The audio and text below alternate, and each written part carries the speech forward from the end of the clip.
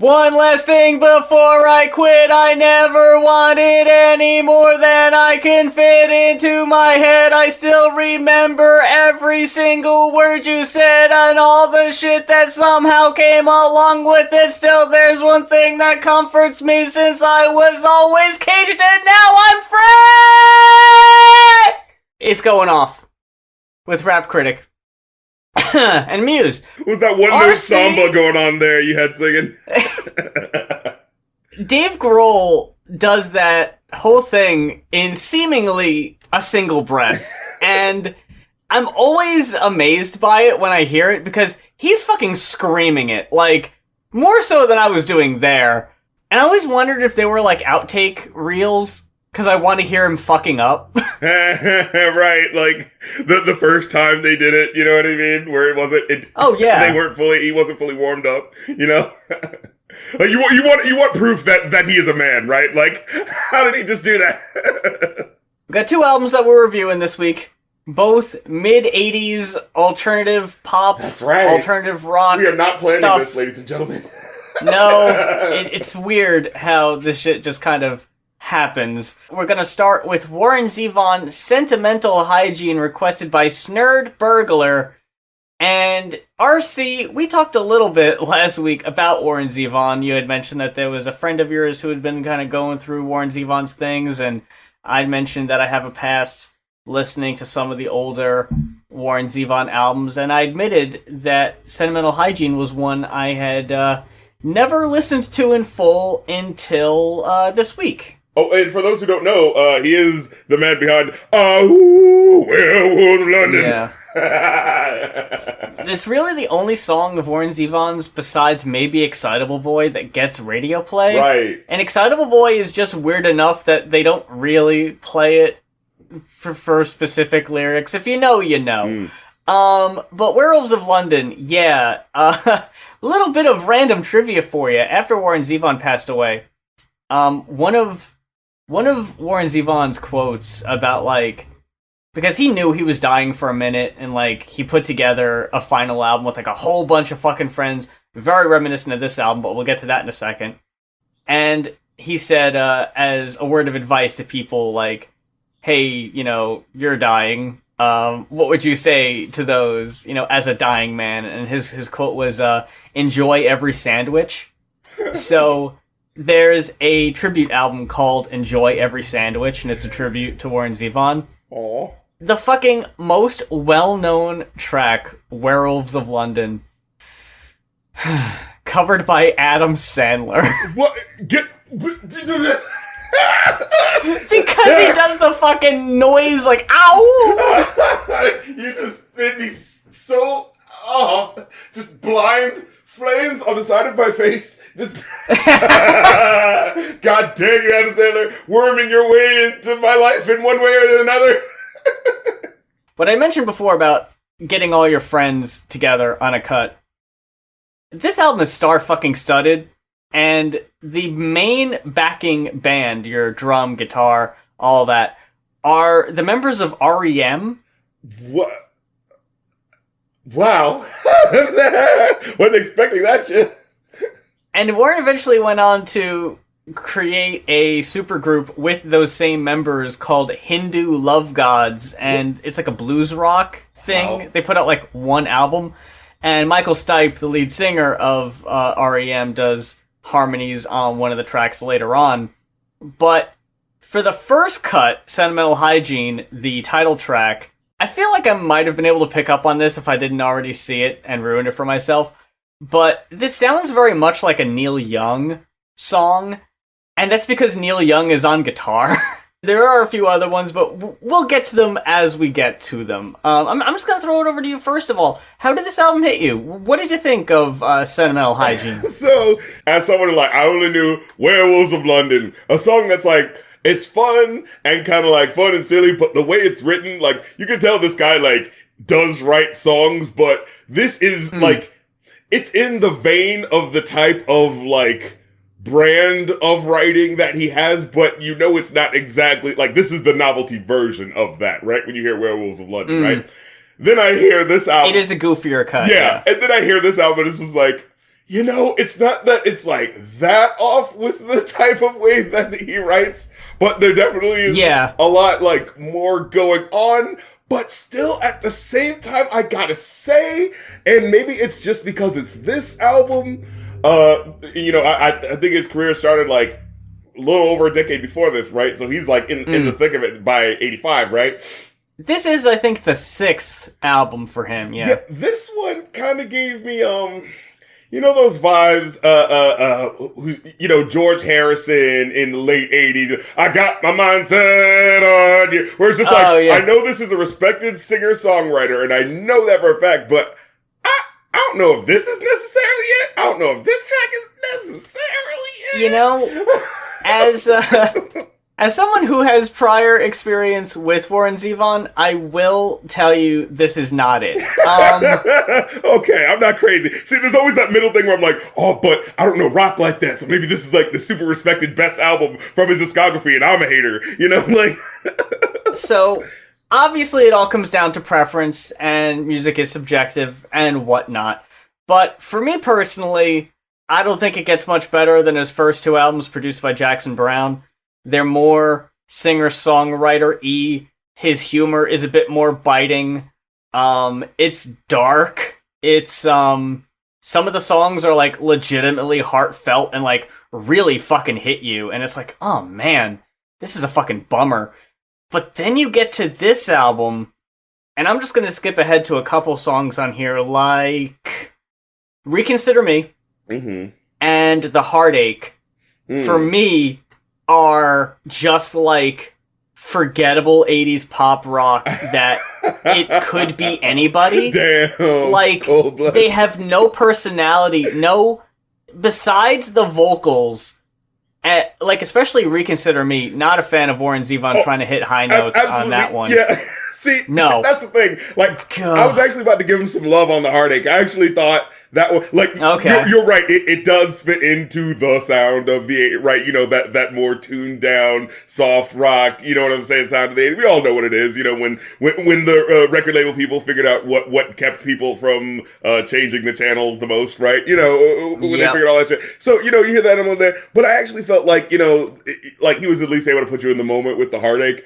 With, Reconsider Me, for the songs that I'd heard up to that point where it's just like, oh, he's known for like a level of writing, and maybe it's not like great, but like you still want to listen to hear what's happening. And this one was so like light on what, like, actually, you know, illustrating what's happening, and it was so just kind of like, oh, that hook is really cool with the way it kind of plays with the time, but that's essentially it. And it's like, oh, was that all? There are honestly only a couple favorites on this album for me. Highest rated cut for me would be The Factory. Yep. With Bob Dylan on harmonica on that one. See, it's all making sense. Also a big fan of Bad Karma, Even a Dog Can Shake Hands, and to a slightly lesser extent, the opening cut.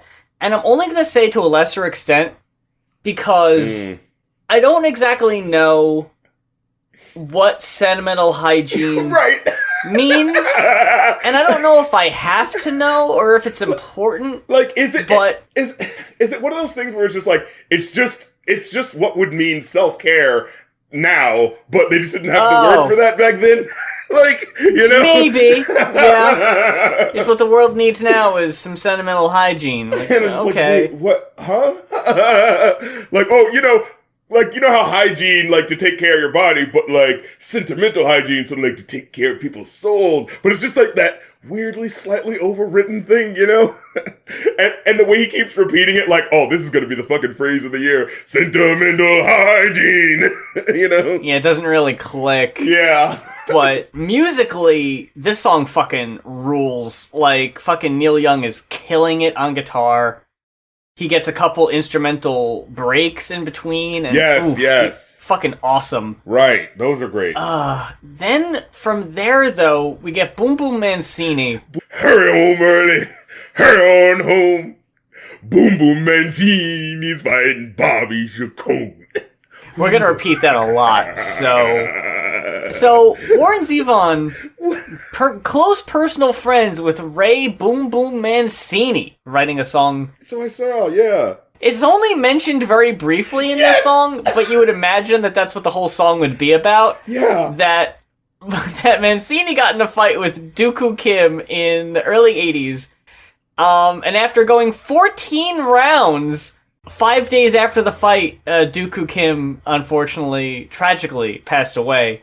But, as I learned from a video, the widow and son of Dooku Kim have since forgiven and spoken with Mancini, and everything's okay. You know, they understand that shit just kind of happens, but what happened here changed boxing forever. And I would have known this, because I don't give a fuck about boxing, but...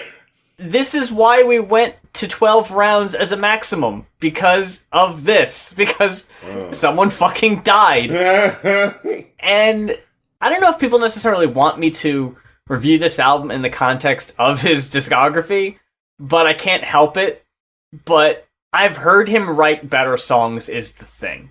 And I can get that as someone who's, like, not even, like, heard that much, right? Because, like, with this one, like you said, like, I looked up the info about it, it's like, oh, it's specifically about that thing, but it's not even mentioned till, like, verse 4. And even in the hook, it's not like he brings that up, even though that's the most important part. He's talking about fighting Bobby Chacon. I don't know why those two lines make up the entire chorus that just repeat so fucking much. I don't know. Yeah, and it's like, you gotta know, boom, boom, Mancini. Like, that just doesn't roll off the tongue as a hook, you know?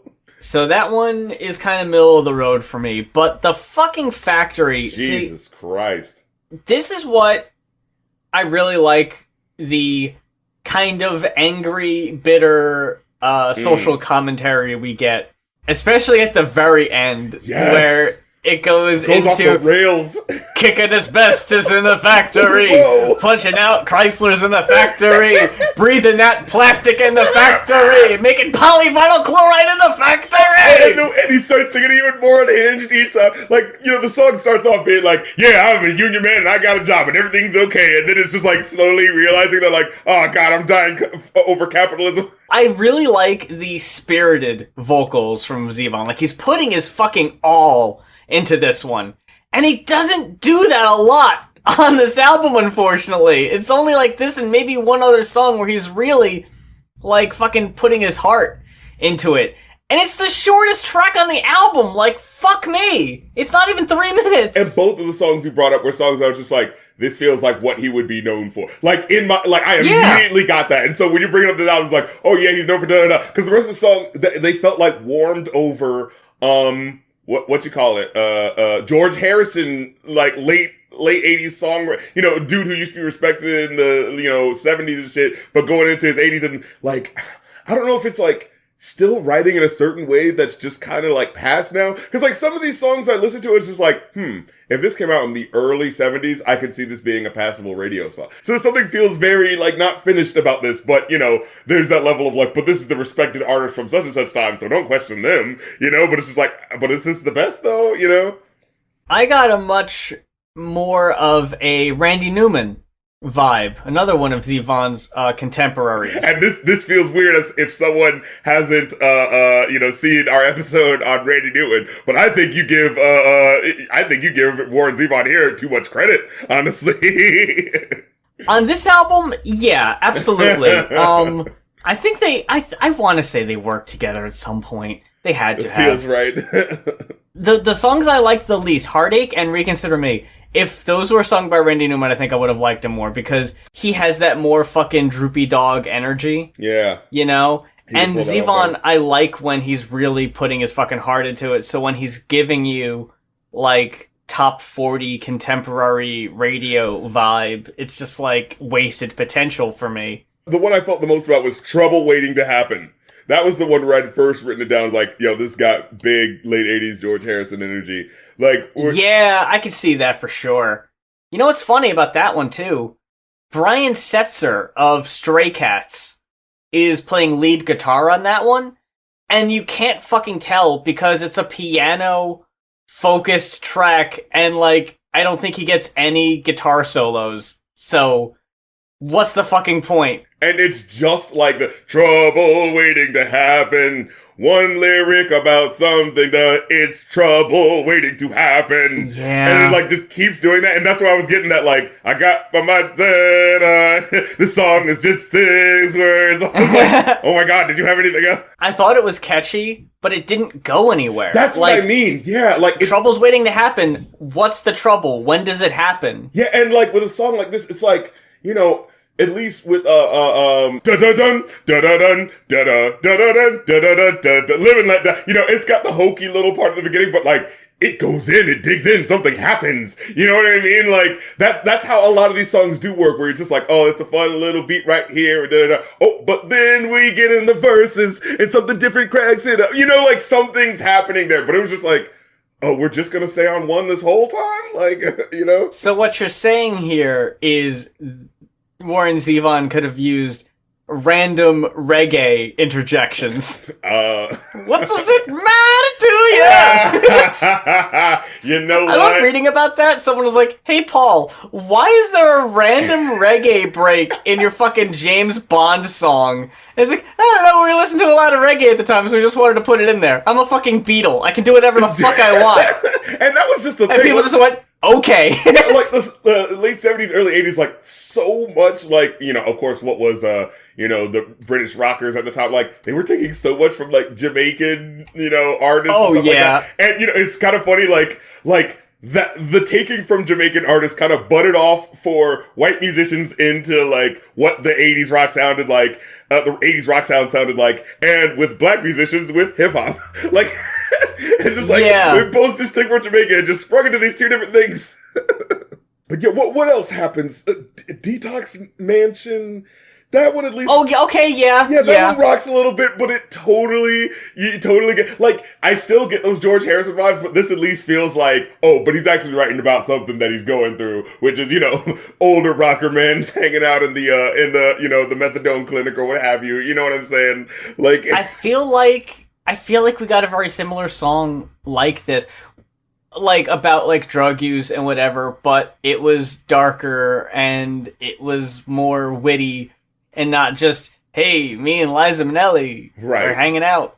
And that's it. Like, I like the instrumental on it. Oh, yeah, instrumentals rock.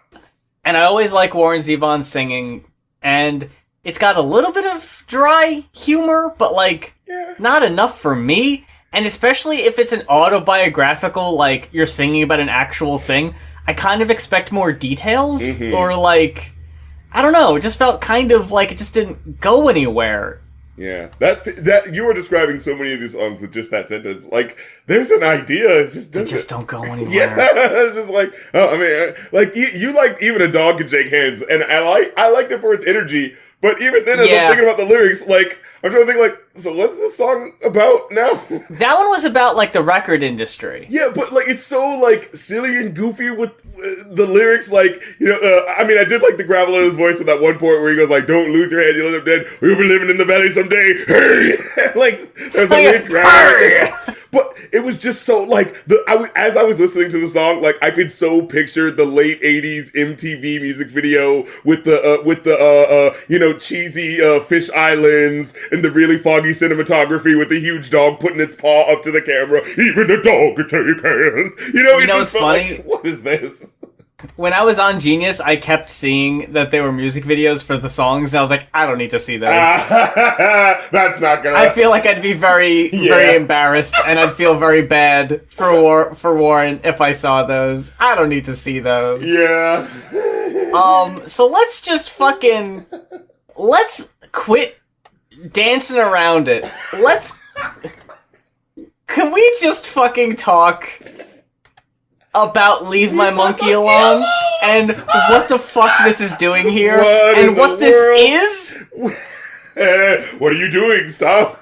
I have very mixed emotions on this one. Like, I love certain aspects of it. Like, you've got Flea from Red Hot Chili Peppers doing some really sick guitar on there. Okay. You've got 2 fucking members of Parliament who shine, like, on the second half. Jesus, what?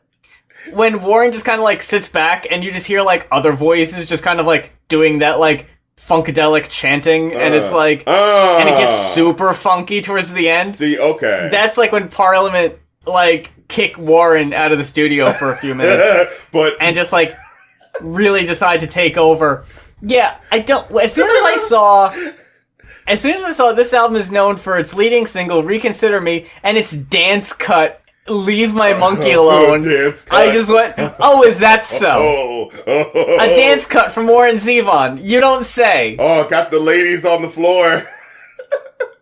Yeah, I don't. This song, this beat, it's so like everything else. So sounds like, you know, respected singer-songwriter. Maybe he's, you know, maybe he's not at his best, but you know, this is what he's known for. If you're here for the ride, you're here for the ride. And then you get to Leave My Monkey Alone, which is so hey, fellow kids, I can make the sophisticated pop song too. You know, I can do the never gonna give you up, never gonna let you down. You know, I could get that, those two motherfuckers who made those really serious, like, not serious, but like super in your face beats, you know. I can do that too. I can get my Shock the Monkey, you know what I'm saying? Yeah. Oh, yeah. I can get my, what's that fucking Phil Collins song? You know? Fucking Peter Gabriel, yeah. Coming down like, or whatever the fuck. You know those songs where, yeah, you know exactly the beat I'm talking about though, right? Where it's just like that really heavy energy, that sledgehammer, you know, like it's just so trying to capture that, but you're just so immediately struck with the, leave my monkey alone. What the fuck are you talking about? Yeah, you just need to, like, tune out Warren, unfortunately, for this, because musically, I really dig what they're going for here. Like, they go in a lot of really weird directions. It is very experimental. Very, very. And let's leave it for the very end of the album. Like, almost like we're ashamed of it. Like, if people sit through the album and they want to hear this, they can, but we're not going to force anybody to if they don't want to. Right, you can pick the needle up from the groove by now. But yeah, and I was listening to it, I'm like trying to figure out what's happening, because I think they start speaking like Swahili at some point. I'm like, so, like, is this supposed to be about like apartheid in South Africa? Is that what's happening? Like, oh, please. Not with this. Yeah, you can't, right, 'cause it's like you can't have the serious message with a song that sounds like this. It's too much happening. Yeah, maybe it's supposed to be like from the perspective of the apartheiders. I didn't know. I'll just say this. I'd rather listen to "Beds Are Burning" by that Australian band. You know what I'm saying? Like, oh, Midnight Oil. Yeah, exactly. If you're trying to do that commentary, but have that energy for the track, you know, that 80s energy, you know. I ended up with a 3.5. I imagine yours is considerably lower than that. I actually gave it a 3. Oh, okay. Yeah, like it's not so bad. Yeah, it's not awful. Like, he's clearly like a very talented person, but there's just so many moments more than that where you're just like, this needed to go back in the oven for just a few more minutes. Moving on to another surprise request, we've got "Hounds of Love" by your girl, Kate Bush! Yeah, Kate Bush. With the leading single and the first track on here, at least for a minute, was a popular sound on TikTok. I don't necessarily know if it still is. And that's the thing. This is one of those songs, like the first song I was like, I don't know if this song is just so good. Like, I'm immediately, upon hearing it the first time, just going like, oh, I love this song now. Or if it's just like, I had heard this song before and didn't remember where, and I'm having that like, whoa, it sounds so good, and of course I like the song because I remember it from the, you know what I mean? Like, I'm just so trying to figure out like which one it is, because I feel like I've heard this before. And what's interesting going into the rest of this album, though, is while I was listening, I was like, wait, what year did this come out again? Yeah, that's what I thought you were going to say.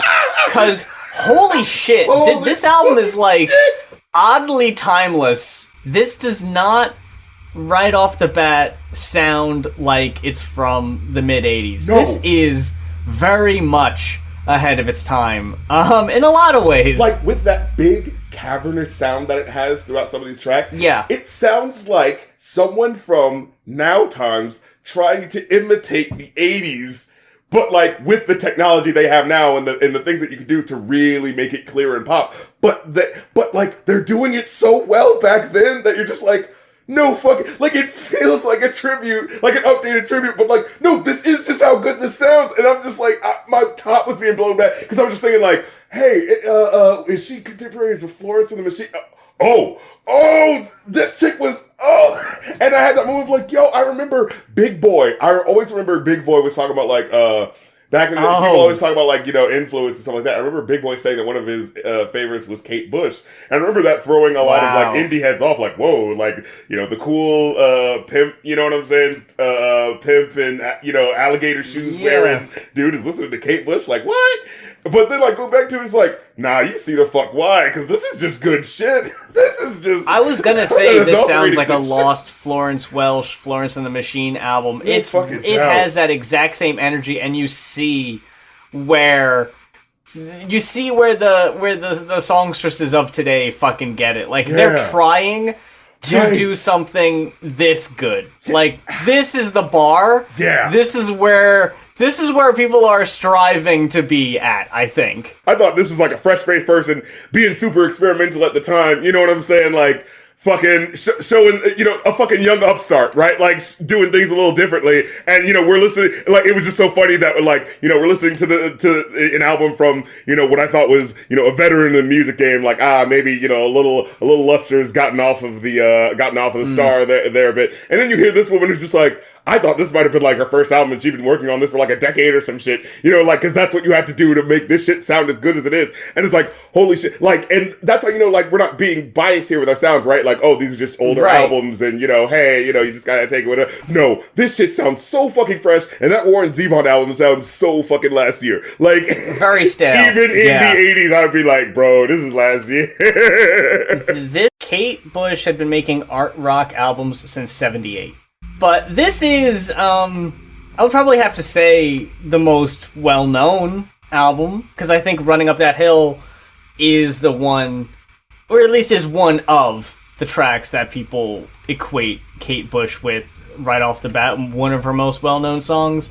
So for this to be 85, and God, so, like I said, timeless tracks on here, with... God, I don't even know where to start. Yeah, what do we even We've got a whole second half of this album that is just one continuous, mini concept album. It's like you're listening to the first album, you're like, this is incredible, and then she's like, oh, I'm not done with you yet. I'm not done blowing your brains yet. I'm about to use a whole bunch of fucking, fucking movie clips and sound effects. The type of production shit motherfuckers wouldn't do until the 90s. Like, what the fuck? Like, she sampled a movie at one point. That's what makes it feel very timeless, is the movie clips and the samples. That was just like, whoa, what the fuck is going on here? Yeah, I was like, what type of Wu-Tang production is going on here? We said Florence Welch before. Listening to Running Up That Hill, A Deal with God, I wrote down, Lady Gaga gets compared to Madonna a lot, but I see Gaga influence on this cut, for sure. At least maybe modern Gaga, like the more... like, maybe not so abstract. I mean, I think her earlier stuff is like, okay, let's admit it, she ate, a couple of Madonna joints. But, like, I do feel like she is more than that, and she has a lot more musically than that. And yeah, I feel like it's closer into this artistic vein rather than just copycatting Madonna. As great of a song as Running Up That Hill is, it's fucking iconic, right? I don't mean to... I'm just going to sit this off to the side real quick, Hounds of Love, because I need to skip over here and put a blue ribbon on the big sky. Oh my What the fuck, dude? Every time. The fucking bass on this song? The bass guitar just boom, boom, boom, in your fucking face bass. Man. That instrumental goes so fucking dumb. And she's just screaming and screeching at one point. This song fucking rules. Oh, God. It's just like, you hear the first track and you're like, oh my God, this is great. And then you hear the second track and you're like, oh, this is just the quality I'm going to expect. And then you get to the big sky and you're just wide-eyed and just like swaying along to the music and just like, take my hand, I trust you, you're just gonna guide me on this whole adventure, I'm just gonna turn my brain off and let you take me where you want to, like, holy shit. Oh, and the part, holy shit, and just when I was just like, I was already giving the song like a 6 out of 5, right? Like, this is quite awesome. And then there's like, so, in the musicality of the song, you really do feel like you're fucking amongst the clouds. You hear those cutting cellos that sound like you're like cutting through, clouds and shit like that. And then you hear this one lyric, she goes like, oh, pause for the jet. And then you hear a fucking jet fly, and you're like, you son of a bitch. You motherfucker, you had to do it. I really felt like I had to fucking duck a little bit, just like, oh, watch out. Holy fucking shit. Like, fucking 3D in music form, this goddamn song. Yeah! 80s 3D was realized in music. What the fuck? Holy Christ, this song. And in the ending, where she's like, tell me, sisters. And they start singing, rolling over like a great big cloud, walking out in the big sky. Oh my god, I could have heard that outro forever. That could have gone on forever. That was so fucking good. I was like, is this what heaven sounds like? Holy Christ. I feel like I liked the first side more than the second side. I don't know. But I don't know. I think it's only because the first side gave you so many different ideas, and with the second side, it's just this one concept. Yeah, things that are leading into each other, so it feels like a package unto itself, right? Like, now, I do think that the second side has some very, very standout cuts. Like, another I know we're jumping around here, but Waking the Witch. Man. Ahead, when I say ahead of their time, you guys, what the fuck? You guys don't know. Y'all don't hear me though. People weren't making songs like this. Like, they really weren't. Like, holy shit. God. Like, do we even, like, this really, you, the listener, right now, yes, I'm talking to you. Like, you haven't heard this album, and you're like, oh, it sure is fun hearing them talk about this music, and, maybe I might not listen to it stuff, but it's just fun to hear the conversation. No, you need to be rewarded by pausing this. Like, hearing the exasperatedness with which we are, like, trying to describe this track and trying to do justice to this track. And then just pause and go listen to it, and then come back, and then just hear us saying, yeah, you get what we meant. Like, what else do you really want us to say? What more can I say? It's like, sweet Christ. Different people are like trying to wake her up. And at first it sounds like, hey, wake up. Hey, da-da-da. And it's like, you hear like a British person, like Irish person, like, it's just different sounding people like, hey, wake up. And then eventually it just starts getting darker and darker. Like, hey, don't you see the light? Get up. Don't you see it? And it's just like, holy fucking shit. I'm like, wake up, wake up. Whoever this is, wake up. Just copied and pasted from fucking genius here. The second half is subtitled The Ninth Wave. And the ninth wave, described by Kate Bush, is being about a person who is alone in the water for the night. It's about their past, present, and future coming to keep them awake, to keep them from drowning, to stop them from going to sleep until the morning comes. So, with And Dream of Sheep being the first track of the second side, is the most literal of the suite, introducing the narrator who is lost at sea. The song is comprised only of Kate's signature voice and soft piano, punctuated by various samples and sound effects, highlighting key moments in the lyrics. Sea whistles and acoustic guitars appeared towards the end. And then we get like the sound of like helicopters trying to rescue this person and just be like just calling out. It's just cinematic. Like you said, this music is fucking cinematic. Yeah. Like 100%. That is the best way to. That's the word for it. It is cinematic. Holy shit! Like, and we reviewed. You know what I'm saying? I Wish You Were Here. You know what I'm saying? Pink Floyd, Cats. And like those are great albums too. But this so feels like the next evolution of just like what you can do with music. You know what I mean? Like, yeah. Holy shit. Man. It really is on a whole nother level. It's Oh. it's sickening. It's disgusting. How Start to get how mad. ahead of Like, its time this how dare is. you make music this good? I'm offended at how good this album is. Fuck this up. We have outliers here, like "Mother Stands for Comfort," a song about about a mother who is like covering for and hiding her child who has just committed a murder. Like, don't worry, I've got this in song form. And goddamn, the sounds of like glass shattering and man. gunshots in. Oh my, this instrumental is so fucking sick.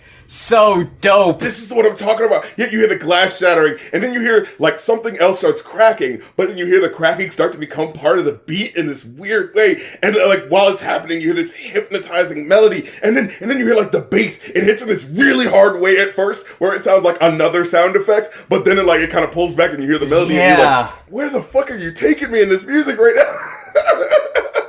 Oh my god, man! I don't. Because you say like which part of the album is more enjoyable, and like for me, like I was enjoying more of the second album because it's so pulling. Oh my god! By the time you get to the Ice song, ooh, that was my favorite joint in the whole shit. Man, I think it was like the shortest fucking one, but god damn the way it fucking illustrates that moment. But then when I hear it, like am reminded of like the mood that Mother Stands for Comfort puts you in. Like just that like, oh yes, it's comfort. Like this should be happy. And it's like, but I'm covering for my son who's doing this awful thing. And it's just like that weird headspace you have to be in, as so many mothers have to be in, right? Like when their, kid turns out to be a killer, you know what I mean? It's just like, I don't want to feel this moment right now. When my son turns out to be an asshole, that type of fucking, like, I don't have kids, but I just can't imagine, man. Just be like, we did all we could. And then because of some factor out in the world that, interacted, or I don't know, maybe we fucked up. Like, maybe we didn't just enough times, and he was just like, you know what, fuck it. And it's just like, and then we gotta be like, I remember changing his diapers, like, like, I couldn't imagine being in that moment. Man, just other notes I've got here, fucking bagpipes on Jig of Life. Fucking A, man. How fucking creepy Hello Earth was. Ooh, god this damn it. album it's inconsistent, but in a, like, keeps you on your toes, always something fresh kind of way. Like, and I fuck with this album really hard. I dug this a lot. Fucking cloud bursting, also, I don't fucking awesome. Just feels like positivity out the ass. Like, just the hook. Yeah. But every time it rains, you're hearing in my head like the sun coming out. Ooh, I just know that something good is gonna happen. I don't know when, but just saying it can even make it happen. And like, just the energy, the positive energy with which he said that, it was like, I've never heard someone make like the personification of happiness that wasn't like a pop song. You know what I'm saying? Like, yeah. This isn't just like a Mr. Blue Sky, fun, even though that, I mean, Yellow's awesome in their own right, but you know what I'm trying to say, like this injected the emotion of happiness into me, like, you know what I mean, which is how fucking I get you. positive it sounded, like it felt real and authentic. Oh, and the soft synths and the puffing cellos underneath where you could feel like you're like fucking sailing over the clouds through the fucking musicality. Oh my god, this goddamn album, what else is there to fucking say? I'm definitely looking forward to checking out the rest of the discography for sure. Yeah, like straight up. Like, if this is the fucking pinnacle, or maybe it's not. Maybe it's just the one that most people know. Maybe there's better ones. I don't know. See, that's the thing. Like, when we got to the end of the Born Zevon album, I was like, hey, maybe there's more respectable stuff, but I'm not necessarily feeling motivated through the music I'm listening to. With this, like... And that's such a shame, too, because those first two albums are so good. Like, yeah, I hate that this could potentially turn people off, because fuck, man. Those first two albums are really good, but I understand, because this one's just not. Yeah, but as I hear this, I'm like, I might be listening to another album right after we finish recording this. Like, yeah. I need more. It beckons me.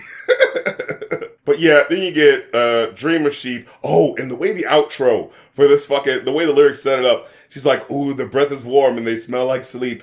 And they say they take me home like poppies heavy with seed. They take me deeper and deeper. And then and like, the first time I listened to it, it was like nothing. I was like, oh, that's how the way the song ends. Ooh, that's really creepy. But then as I had come back listening to it the second time and then looked at the next track, the next track is Under Ice. Like, oh, this is a fucking concept. This motherfucker, this...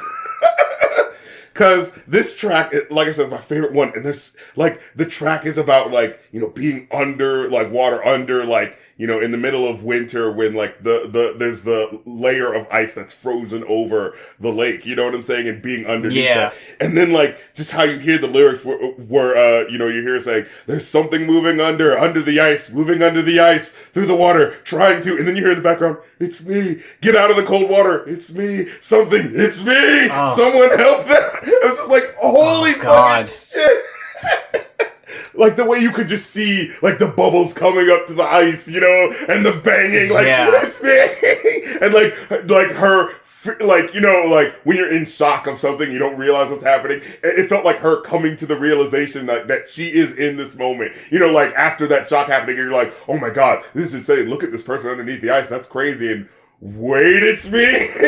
That. What is that psychological thing where you're just you're so freaked out by something that you pull yourself out of the moment, and so it's you're looking at the moment and you don't feel like you're in it. You know what I'm saying? Oh yeah, it's an outer body, or you dissociate. Yeah, and so it's her having that moment of oh my God, I'm in this terrifying thing right now. Oh. And it's Lord, and then for instance, go into Waking the Witch. What? And we told you about how that fucking track starts. It's just madness. You hear the bells, the singing in Latin, and the cut-up singing, where you hear again, these sound like I didn't hear that in a song until at least the 90s, 2000s. No one was doing that type of shit where it so integrated into it too, right? It's not we're just oh, how sometimes you'll hear your 80s songs and be oh, here's this little trick that we thought to do. And it's oh, that's a little trick that you kind of hear. Maybe later on people will do that better. But owner of a broken heart, you know what I'm saying? They do the little drums. Oh, look, isn't that cool? Isn't this something cool that Michael Jackson would do something way better with later? But it's with this, it's you just hear all of the technology and the intelligence and the musical writing, it just all fucking converged into this incredibleness. Oh man, even the track Watching You Without Me, which is I wouldn't even say it's just the one that impacted the least, which isn't fair among all of these other tracks. I didn't give anything below a 3, I really liked the vocal glitches in Watching You Without Me. It was one of my lower rated cuts, but still, I liked every single cut on here. It really is no skips, for real. And even with this being the one that was the least of me, I still had that moment halfway through the track, I remember being this doesn't hit me as much. And then halfway through you hear the background vocals and how they harmonize, and you hear the little whoop, whoop in the background as it's happening. It just feels like someone's just pulling you into the sands of this moment. I don't know how to fucking describe it. It's just fucking incredible. It's even that song, and then you get the fucking Jig of Life, because this is what I want to say. Oh my God, the 3-part fucking song where it starts off like a normal joint, and then about a third of the way through, it switches into a legit Irish jig. And you're just what the fuck is going on? And why the fuck is my upper body is straight and stiff and my lower body is dancing around just in the fucking, you know what I mean? You're fucking river dancing. Oh yeah, I was fucking feeling it. Holy shit. And then the third part where it's just oh my God, it's too much. And it just slows down, but it still has that Irish jig, but it's just heavier. And then you're just hearing this guy doing the spoken word, and you're just I don't know what's happening, but it's just describing things that my brain just can't comprehend. Yeah. Holy Lord. Oh, man. I honestly, I'm at a loss, honestly. We've said so much about this, and I honestly, because after all this, I ended up giving it a 4, which is gonna sound on you. Criminal. But but it still is one of the strongest recommendations I could give in a while. Everyone needs to hear this, and I'm annoyed it took me so long to hear Right. it. Like, there's no excuse. I have no idea how I went this long without hearing this one. Oh man, I got it. It's so fucking good. Yeah, I got to give this one the glittering 5 out of 5. I got to give it the 5, my friend. Oh my lord, Hello Earth. What? Yeah. Oh man, the drone that happens halfway. Well, it doesn't happen. It kind of comes back as a motif throughout the track, and it's like where it's just like very little other stuff happening. You're just hearing like the not necessarily even like a drone, because like they're harmonizing and doing a whole bunch of stuff, but it's just so cool hearing like all those male voices, really low male voices, doing all of that like musical stuff as like the interludes in between what she's saying. It's just so fucking insane. And then the ending of the song, that's what it was. Like, you're hearing, like, the actual beat, and then it just, like, merges somehow, like, naturally into sounding like just you're underwater in this fucking submarine. Like, somehow, like, the way the track works, like, it feels like the normal beat is happening, and then it just, like, melds into turning into the underwater submarine. Boo, boo, and it was just like, what the fuck? How did you do that? Like, you legit had to rewind, just be like, wait, what did you do to bring us here? Like, oh man. Well, that about does it for this week's episode of Going Off. Big thanks to everyone for checking us out, spending your time with us, and for those who requested the albums that we reviewed on today's show. If there's an album that you would like to hear us talk about, head on over to our Ko-fi. It is ko-fi.com/goingoff. We are slowly catching up, folks. As you may have noticed, or as you might notice if you're thinking about going over to the page right now, that the price is a little steep. And it didn't always used to be like that. But thing is, we got a lot of requests after a while, and we weren't able to catch up, so the queue got a little inflated, so we decided to increase the price a little bit to, To meet demand. Demand is skyrocketing. You all saw it. And we've done that, and we've played a good bit of catch up, so it's a good bit more in line. So who knows? Maybe very soon you might see the price get down to a little bit more of a manageable price. We'll see. We'll see what we end up doing there. We just got out of our little huddle there. And we're going to be tweeting at y'all our plan going forward, but I think we've got it figured out. And I think y'all are gonna like it. But until then, the price is gonna be at the $120 going forward. And at least for a few more months, but we will keep you up to date on that. But with all that said, thank you very much, and until next time, for Going Off, I'm Muse. And I'm the Rap Critic, and it's hard to dance with the devil on your back. Just shake it off. Oh,